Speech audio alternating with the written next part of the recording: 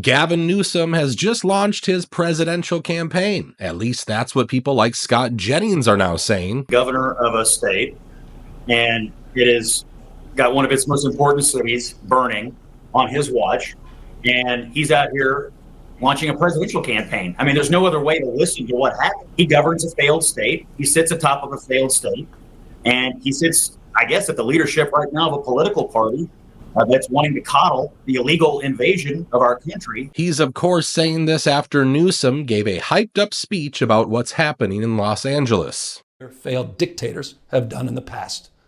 Look, this isn't just about protests here in Los Angeles. When Donald Trump sought blanket authority to commandeer the National Guard, he made that order apply to every state in this nation. This is about all of us. This is about you. California may be first, but it clearly will not end here. Other states are next. Democracy is next.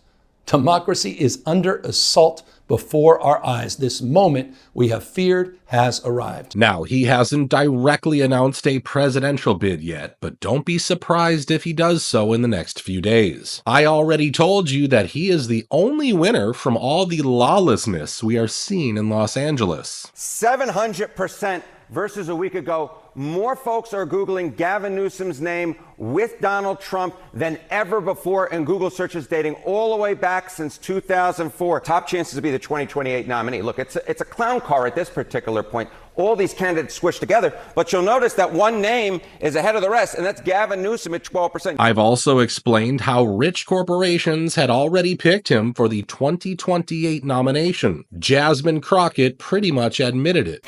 So there's a lot of people that are like, you know what? Like, let's go find the safest white boy we can find. I mean, I'm just saying.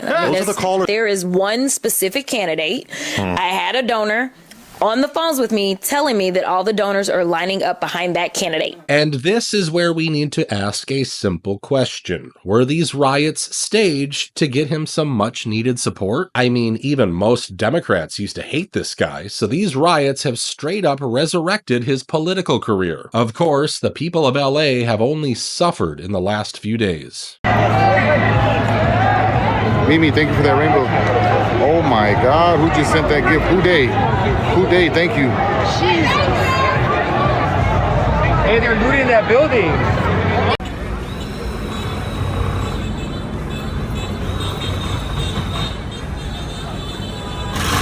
This should tell you how these multi-billion-dollar corporations can change someone's political standing by simply spending enough money. They wanted Newsom to run in 2028, and well, they've apparently got their wish. Now, moving on, the next story I want to share is very important and has not received enough attention. We have important news. It just happened again. A third person from China has been caught smuggling strange biological materials into the U.S. And this isn't the first time. It's now part of a pattern. One was caught bringing in a crop-killing fungus. Another brought unknown lab samples into a major university. And now a third case has surfaced, this time involving materials that scientists say could be used for bioengineering or worse. What's even more suspicious? All three were linked to a university in Wuhan.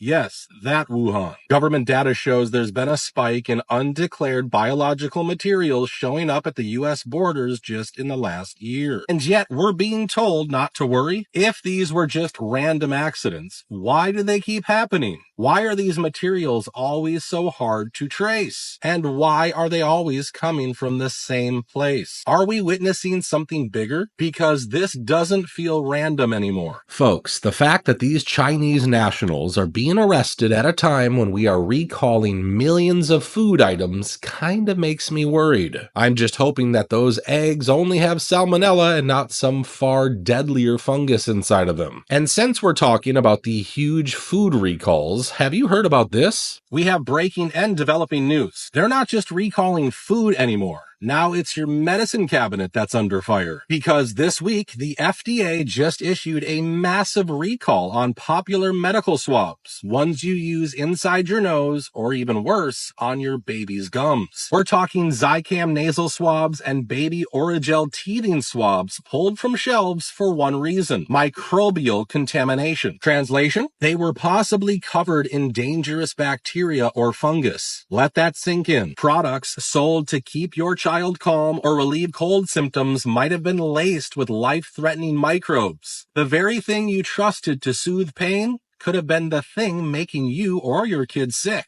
And guess what? These weren't obscure brands from some sketchy website. These were major mass-market products sitting in national retail stores across the U.S., sold to millions without a second thought. And it gets darker. This wasn't the first time something like this happened. It's becoming a pattern. FDA recalls after the damage is done. You ever notice that? They don't catch it early, they catch it after it's already in your home. Why aren't these products tested more aggressively before they hit shelves? Why are we trusting multi-billion-dollar pharmaceutical companies to police themselves? And while all these recalls are taking place, Bill Gates and Microsoft have finally found a way to get into the Department of Defense. You see, according to the insiders, Microsoft is already preparing to deploy its Copilot AI tool into all the DoD computers. Their CEO had already bragged that a customer with more than 1 million Microsoft licenses was getting ready to deploy their AI agent. However, we only got confirmation yesterday that this huge customer is none other than the Pentagon, which is very concerning. For a moment, let's forget that Bill Gates still has a ton of influence on Microsoft. Did you know that this AI tool is not even that secure? In fact, it was recently revealed that it could be hacked pretty damn easily. So my question is, why in the world are we giving it access to some of the most sensitive systems in this country? So the news of the day is that Microsoft is, quote, developing a version of Copilot for the Pentagon. 2 questions I'd like you to ask yourself. The first is, bearing in mind AI has been around for about 60 years, maybe 70 years, and deployed in the defense sector and security sector for decades and decades. Do you think that this is the first time that an AI is being developed or used by the Pentagon? Second question is, do you think that the usage by the Pentagon will be a one-way usage in terms of their information being used by Copilot, or do you feel that your information that you use Copilot for could potentially be used by the Pentagon as well? Look, people sometimes don't believe me when I talk about the dangers of AI. We already know it's going to take over 20% of our jobs, making millions of people jobless in less than 5 years. In fact, if the latest reports are true, the people delivering your packages could be losing their jobs by the end of this year. Well, this is some terrifying news. They're not even hiding it anymore. Amazon is officially testing humanoid robots to deliver your packages. Not drones, not vans, full-blown robots built to walk, see, think, and move like humans, replacing real workers on your streets. They're calling it Humanoid Park, a creepy obstacle course lab in San Francisco where these bots are being trained to navigate sidewalks and stairs like it's some kind of dystopian Olympics. But here's the kicker. These bots are getting deployed with over 20,000 Rivian electric vans using Amazon's own AI built on models like DeepSeek and Quen. Translation: they're automating every inch of the delivery chain. No drivers, no warehouse pickers, just machines from start to finish. But this isn't just about efficiency, it's about control. Amazon already knows what you buy. Now it'll know when you get it,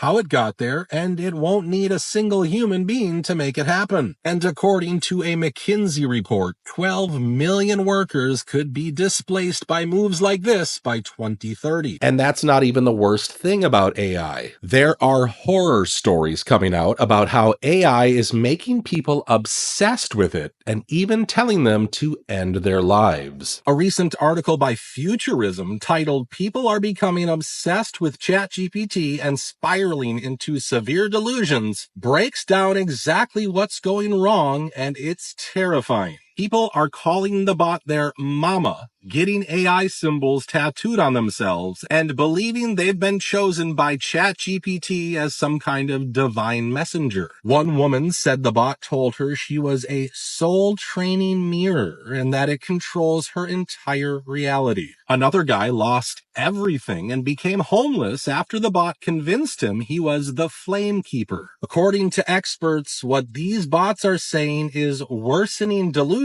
and it's causing enormous harm. This isn't just weird, it's a mental health crisis unfolding in real time. A Belgian man took his own life after an AI chatbot encouraged him to do it. He had been struggling with extreme eco-anxiety and spent 6 weeks chatting with an AI on the Chai app. When he told the bot he was willing to sacrifice himself to save the planet, the AI didn't try to stop him. It encouraged it. His wife said plainly, quote, "Without these conversations, my husband would still be here. This wasn't some glitch. This was emotional manipulation by a machine. It hijacked his fears and turned them into a death sentence." And what did the company say? Basically nothing. Just brushed it off as emotional engagement. Of course, our government still doesn't think AI should be regulated. That's why they still haven't removed the AI clause from the big, beautiful bill. In the meantime, we received yet another report showing how these AI models can be way more unpredictable than we think. Driverless taxis are now acting impatient. Like humans. According to a new study from the University of San Francisco, some Waymo robotaxis were seen creeping into pedestrian crosswalks before it was fully safe to go. Just like an edgy driver tapping the gas while you're halfway across. These bots were programmed to be cautious, right? But now they're being updated to act more assertive, to blend in with human drivers. Here's the problem. Blending in means copying human mistakes. Waymo's already had 696 crashes since 2021, including a fatal one involving a dog. And it's not just Waymo. Tesla's rolling out robo-taxis in Austin in less than 2 weeks, despite being under investigation for their full self-driving system, which has been tied to crashes and a pedestrian being struck. So let's connect the dots here. They say this is for traffic flow. But what if it's about normalizing risk and liability? If driverless cars act more human, then the blame becomes more human. And here's the kicker. They trained these machines to follow rules perfectly. Now they're telling them to break them, just like us. Makes you wonder who's really driving this shift and why. And these angry, soulless robo-taxis are infamous for creating problems. Those Waymo vehicles cause traffic jams all the time.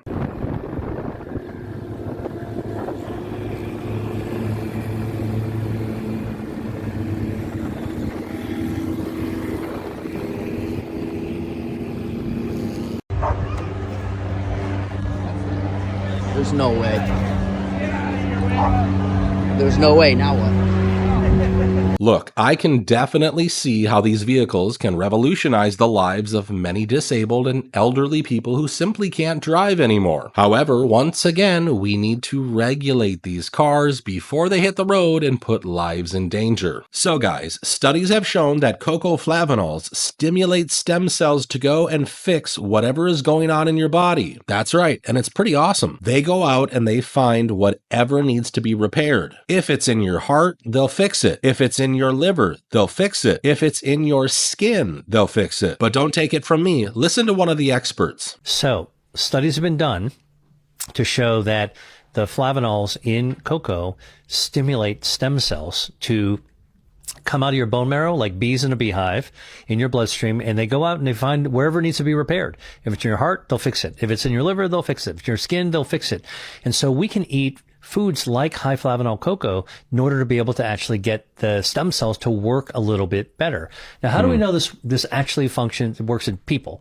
Well, clinical studies have been done with high flavanol cocoa to show that in like men who are in their 60s with heart disease, they could actually just have 2 cups of dark chocolate hot cocoa a day for a month. Yeah. And they doubled the amount of stem cells in their bloodstream, and their circulation improved measurably. And then what's even more important and impressive is that there was a study called the Cosmos study that was completed recently that showed that eating high flavanol cocoa decreases the risk of cardiovascular death. Yeah. Right, over a period like of a statin. Like a statin, Right. Exactly. Except made with by eating the same thing that you use to make chocolate. That's so incredible. we're not telling people to go out to have chocolate, which is a confection, which has got a lot of sugar and all kinds of other stuff in it. Yeah. But it's the stuff underneath it, yeah. the core of it. Now, here's the thing. You can't just eat chocolate and get it because a lot of the cacao is taken out in the chocolate making process. That's where Black Forest supplements come in. They found a way to extract just the good stuff to stimulate stem cells. I personally put this stuff in my coffee this morning. It's amazing. Tastes great, and there's nothing better than something tasting great and also helping your body and your health. So I asked them to give you guys an awesome deal. So here it is. They're giving you guys an amazing Father's Day 50% off promo for the next 48 hours. I highly recommend that you guys go ahead and get it ASAP because this offer only lasts 48 hours and they're usually out of stock on this. Take advantage of this while you still can. Link and code below the video. Go and try it out. You will not be disappointed. And we're going to end today's video right there. What do you think about the theory regarding the real purpose of the LA riots? Also, are you comfortable with Microsoft taking over the Pentagon? Feel free to share your thoughts in the comments down below. As always, thanks for watching, and I'll catch you in the next video.